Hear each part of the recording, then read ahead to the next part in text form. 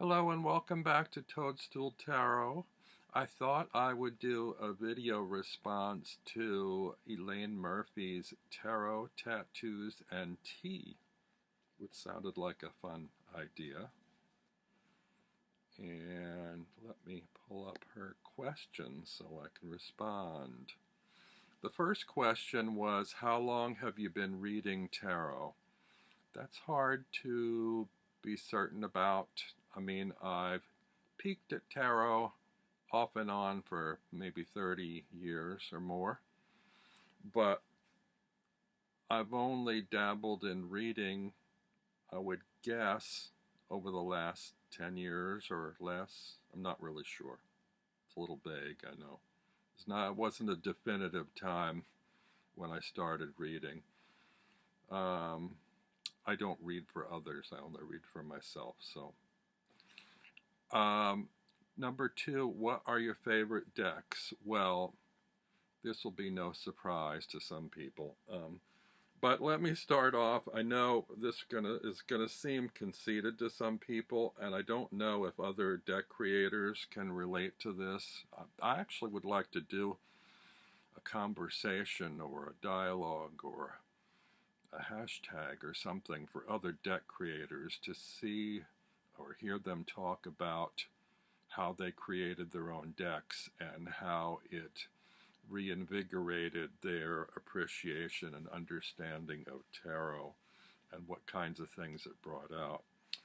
I just finished designing my own tarot, so this is in my top 5 current favorite tarots at the moment because I'm really identifying particularly strongly with it. And my Make Playing Cards shop just opened today, and these are now available. This is the version without labels. There's 3 different versions on there.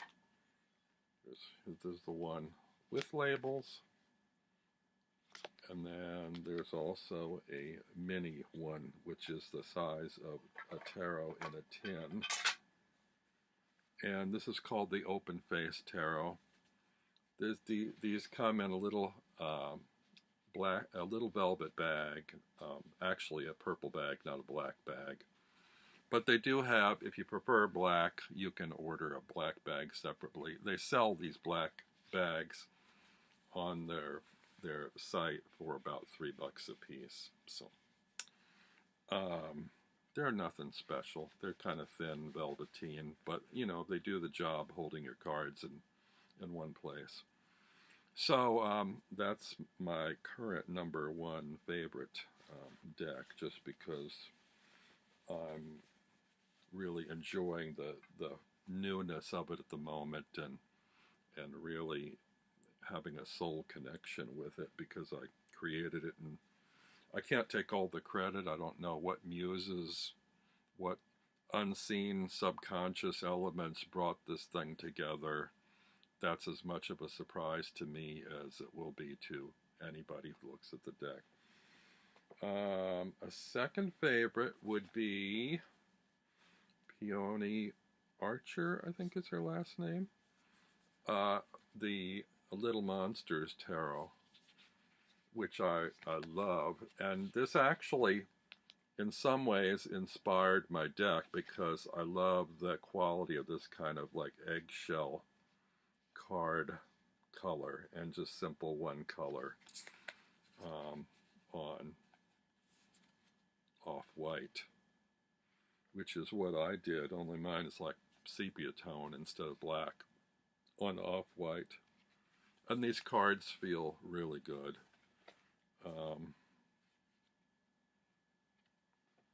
So yeah, these are really lovely cards. The only reservation I have with these cards is the size.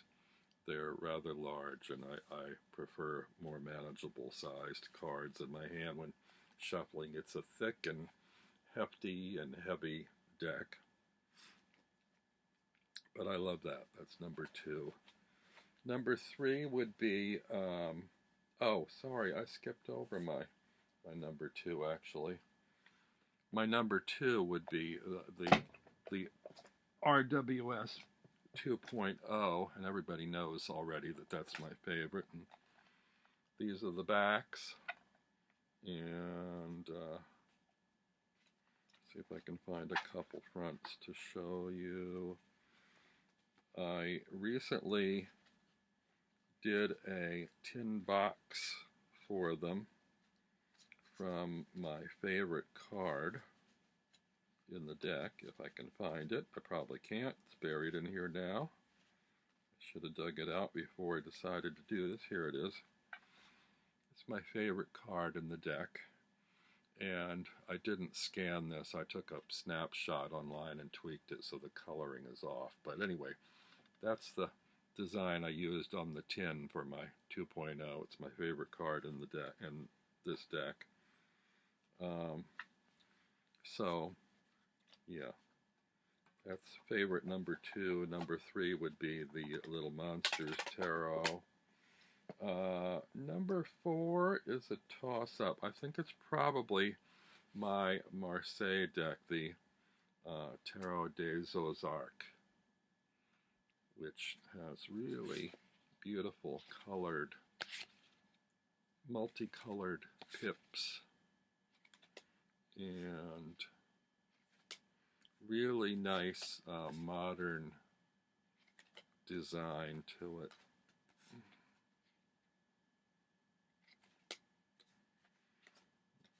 I have a few Marseille or Pip decks, but this one just floats to the top like cream. I love it. You can get this at Printer's Studio.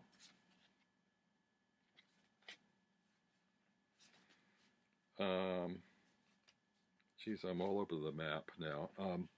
I forgot to mention that one of the reasons that I had my deck made at makeplayingcards.com was because that's where the RWS 2.0 was made, and I love the feel of those cards. It's called S30 stock. I don't know what that means, but it has a really wonderful kind of slick, almost waxy feel in the hands. And that's one of the reasons I had my deck made there, because it has the same feel. So, yeah, I like that. So then the next one, or I should say the last one of my top five favorites, would be Scylla Conway's Intuitive Tarot, which comes in a really nice hinged box. And these, again, as much as I love them, and I love the slick, slippery feel of them, they are a little bit unwieldy size-wise. It's a hefty, thick deck, and cards are a little larger than I would prefer. I don't guess they're really any taller than tarot. It's just they're wider, and the deck is so thick because of the cardstock. They're a little bit hard to get a hold on and shuffle. I mean, I overhand shuffle. I don't riffle shuffle, but this is a very stylized modern art deck. It's funny that 2 out of my 5 decks, the designs are set in egg-shaped ovals, and my own deck is a sort of an egg color.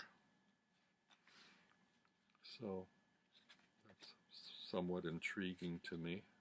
Don't know what that's all about, but so anyway, those are my favorite decks. She shouldn't have asked that question because I've done walkthroughs on my favorites before, but and it takes some time. But you can see full walkthroughs on any of those on my channel. Next question, number 3. What influences you when it comes to purchasing a deck? First of all, I have to relate to the imagery, and I tend to like more stylized imagery than specifically academically well-rendered decks.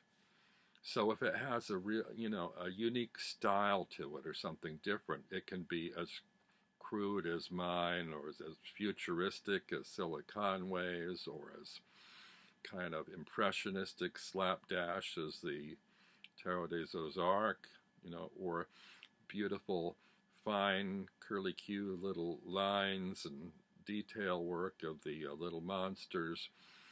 They're all very unique in their styles, I think. There are others, a lot, that are currently very popular out there that are highly watercolor decks and are much more, one might say, realistic in terms of representing the human body or different actions or activities. They just somehow don't have as much character to me, for me, than the ones that have their own style. And those seem much more personal to me, and I really relate to them. I also, I tend to like to be able to see all the details.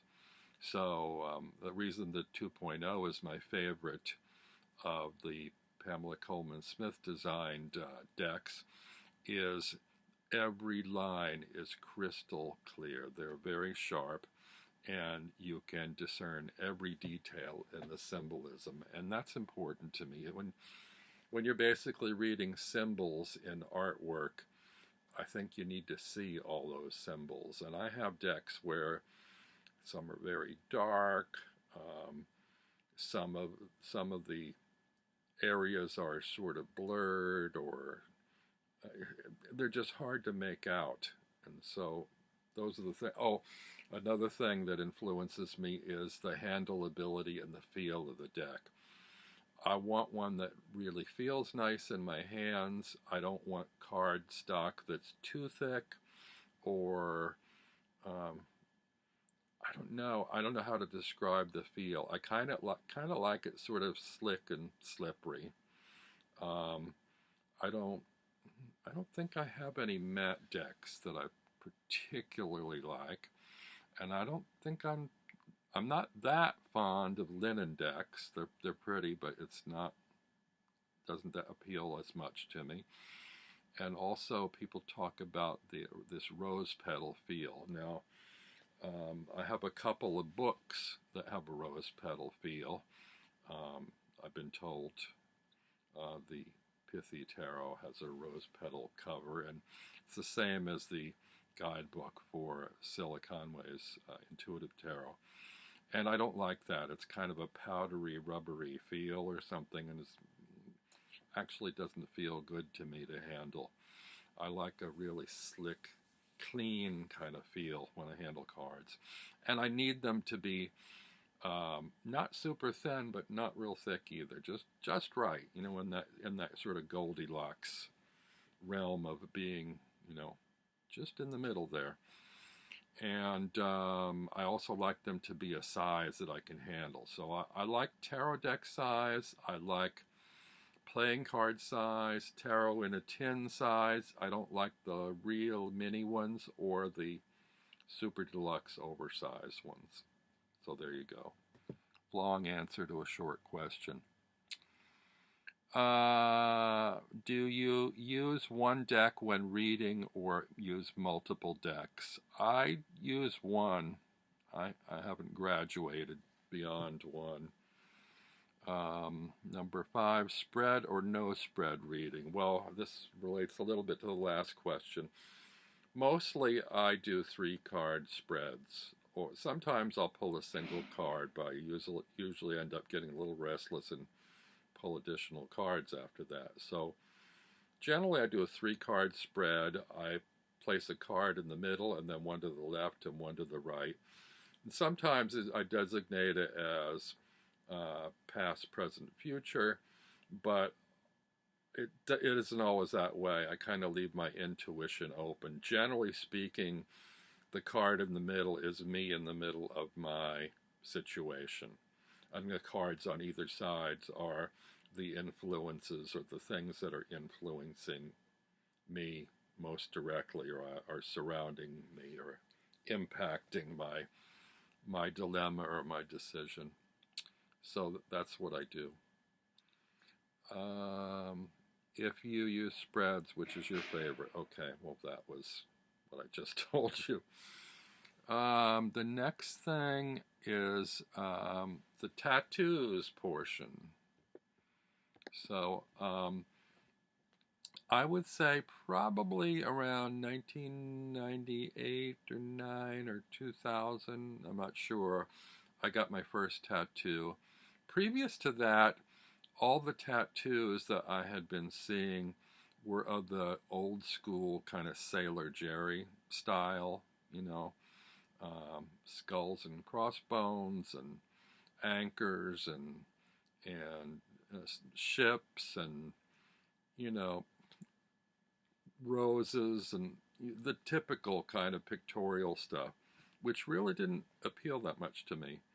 Then I saw this movement. I think they call it the primitive or no tribal tattoo movement, which came out of New Guinea, I believe, Papua New Guinea. And they were these tribal design black images, silhouetted and abstract. And I really liked that.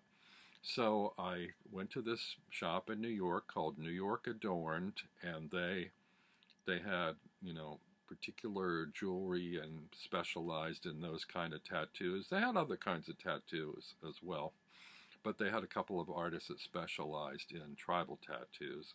So actually, that wasn't the first place I went. I went to a place on St. Mark's for my first one. And then I discovered New York Adorned. And the first place I've forgotten the name of, and it was more like a regular tattoo parlor. New York Adorned was almost like a tribal art gallery, and I identified much more with that in terms of like art and artist and art history and primitive folk art and so on. But anyway, the first one I got was this one up here. I don't know if you can see.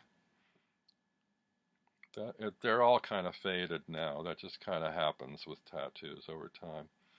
So that was the tribal tattoo. Then I went back and got this sort of these stars here. So I kind of depicted this as a evolution, I should say kind of a creation myth or mode or something. So I have the sun, I have the stars, so that's the galaxy. Then this is a Mexican design, this disc, and I view this as a planet. Generally speaking, I learned my lesson on these round tattoos. I don't think round tattoos look that good on muscles. I think elongated ones go more with the muscle alignment. Then I got these two, and this one is, so this is sort of like earth, air, fire, and water, kind of. So this I think is actually, I can't remember if this is like a musical symbol or if it's abstract. It looks like a lightning bolt, kind of. And this looks sort of like water waves or something. Then I decided to get one that represented man, which is me, and my pet, my dog, that I had a connection with. Again, I found another Middle American design, and this was actually a monkey with a dog. You can't really see it very well. And it had a tail. I had the tail taken off, so this is like a human being and a pet dog. You can't.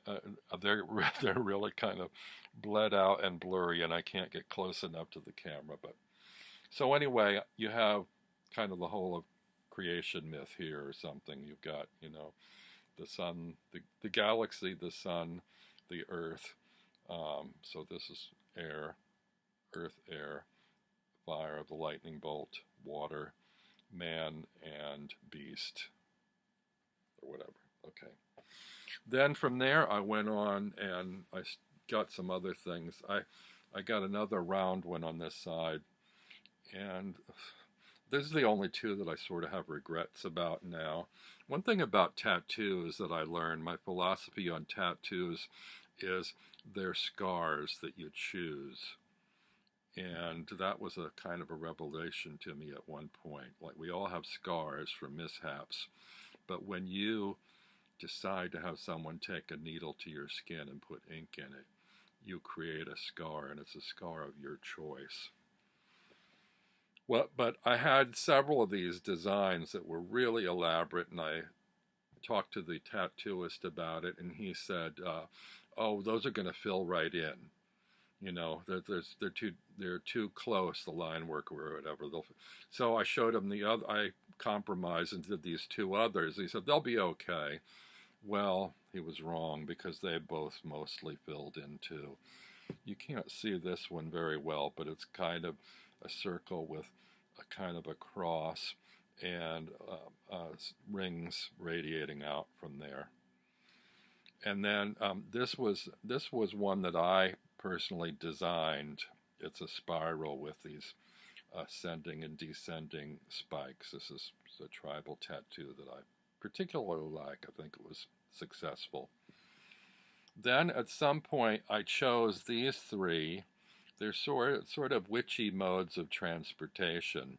You've got the broom, the boot, and the feather. And I like that a lot from a sort of a fairy tale mythology of, a witch living in a little cottage in the woods and casting spells, like wearing her, you know, old lady boots, that are sturdy when she's out in the woods foraging or whatever for her herbs for her spells. And then you've got the broom, or besom, I think they're called, uh, gathered twigs into a broom.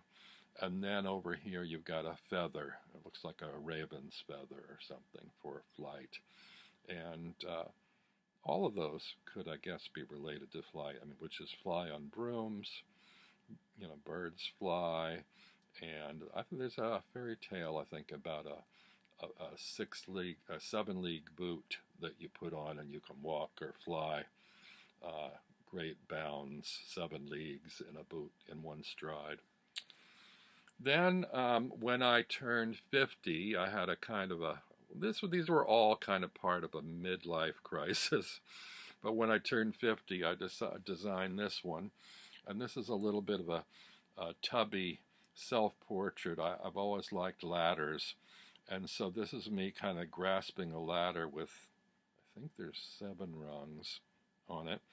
And I'm like midway or up the ladder of life or something. I'm looking up, but you can't quite tell. I mean, it would make a good tarot card, actually, because you can't quite tell if I'm looking as if anticipating climbing the ladder, or perhaps somebody is climbing down the ladder to meet me, So it's a little bit ambiguous as far as that goes. And then at some point, a few years later, I was having some trouble. I decided I needed some spontaneity in my life because I'm really a planner. I'm not very spontaneous at all. And so I got this little tattoo as a kind of a charm to be spontaneous. It's actually a cartoon from a poetry book by Richard Wilbur, who is behind the musical Candide. But he did little rhymes and funny, crude little drawings. And this is like a little wild woman running barefoot in a simple, gown with her hair, running, flowing out behind her, and she's like running like the wind. And I like that. I love that wild, free spirit of that. And I thought, okay, if I put that on there like a charm, that will free up my life. It will make me be able to be open to new experiences and be more spontaneous. Well, it didn't really work, but I like the tattoo anyway.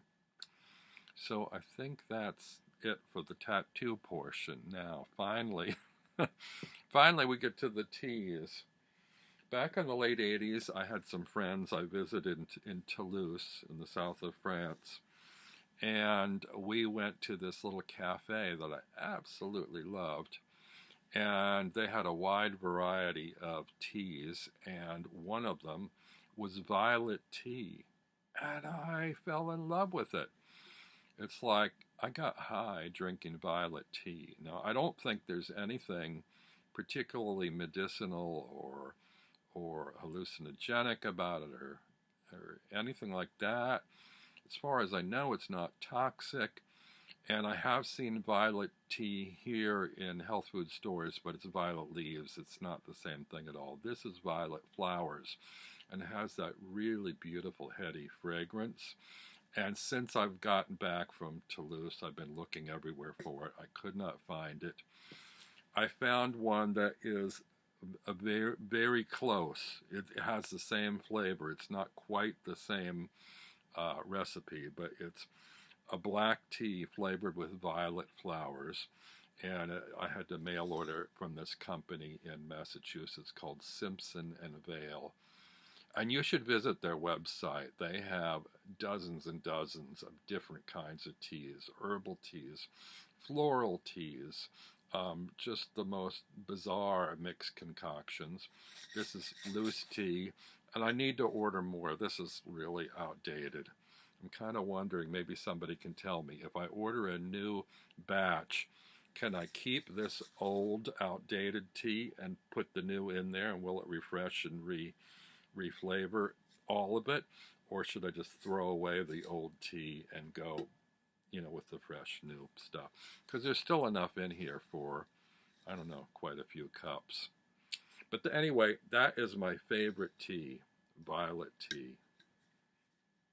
Black tea flavored with violet flowers. Oh, and it smells like Granny's perfume or those little violet lozenge candies that I think Choward's makes. They also make, I think, a chewing gum that's flavored like that.